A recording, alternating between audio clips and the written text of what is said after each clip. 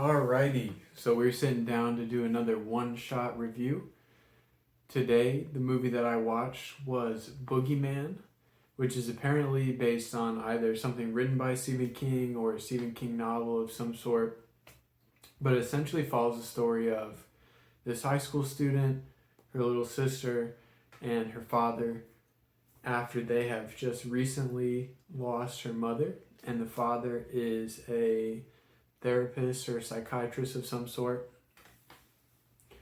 And basically what starts out is this guy comes into the house because the father takes his appointments at the house, and he says that his daughter, basically says that he lost one kid, and then over the course of the next 2 years both of his other kids were killed, and that it wasn't him. Everybody thinks it's him, but that there's this monster that followed them, and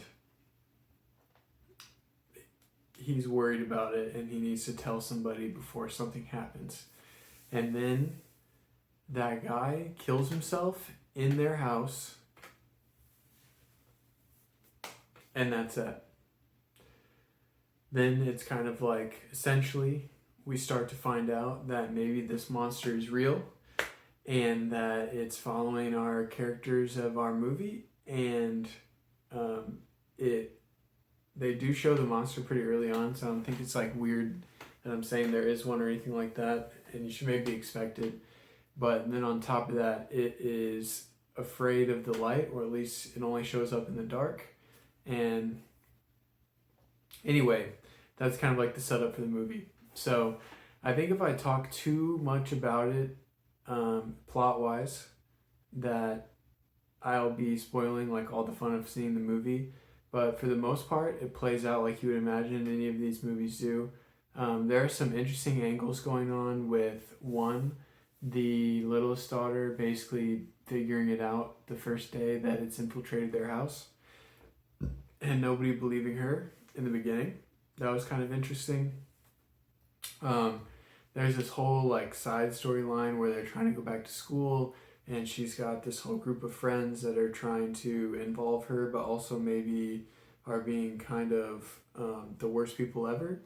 But it's just interesting because it feels so much like it was written from a book, just how nasty these couple of girls are to her, despite the fact that they're supposed to be a part of her friend group or something like that. So I guess this is my PSA to say that if people treat you that way, they're not your friends. But with that being said, the other piece of it is that there's also something going on where the dad is not really willing to talk about the mom passing away, and he hasn't been able to sit in on a kid's therapy yet. So he thinks that him missing out on group therapy and not willing to talk with the kids about what has happened to their mom is in some way creating his daughter to make up these manifestations where she's seeing these monsters that don't exist. But I mean, obviously we know that thing's definitely real. So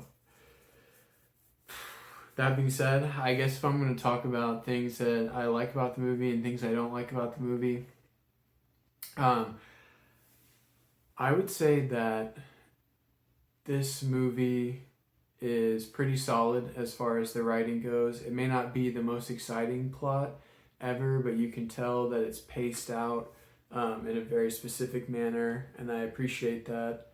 I think that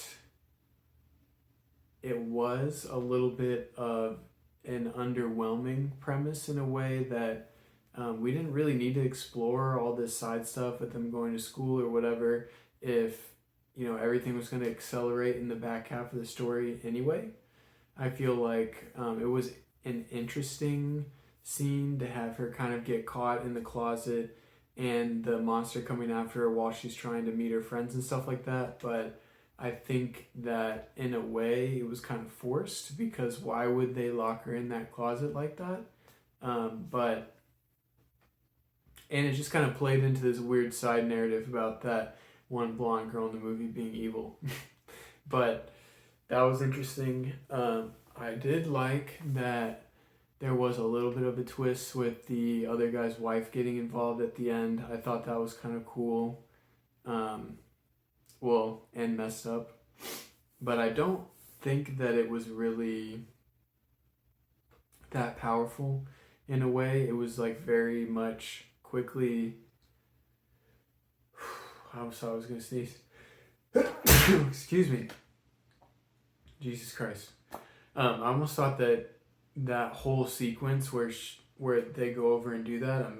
I guess I already spoiled it a little bit, but it all happened so quick, and when it doesn't work out, it's just kind of surprising that she's able to get away.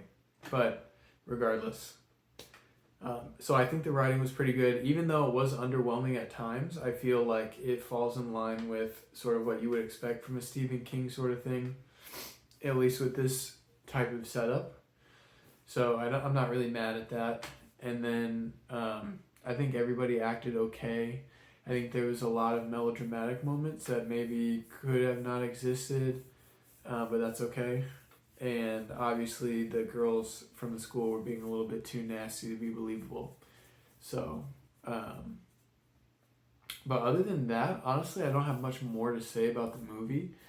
I wish I did, but honestly, I think if anything, while the monster itself was a little bit interesting and kind of the whole setup with it seeming like it lashes on to people that have recently legitimately lost a loved one, and then it kills the rest of the people involved. That was kind of an interesting premise, I think. And I also like that it has like a little book sprinkle of a twist at the very end of the movie. But in general, I think that this movie will kind of be pretty forgettable. And if I'm plugging it into the 5-point system, I just think that because it doesn't do anything super noteworthy, it just feels kind of like another horror movie in a way. I have to give this one a light 3. So that's Boogeyman. That's the review. Like, comment, subscribe if you feel like it. We're giving it a light 3. And I will catch you guys on the next review.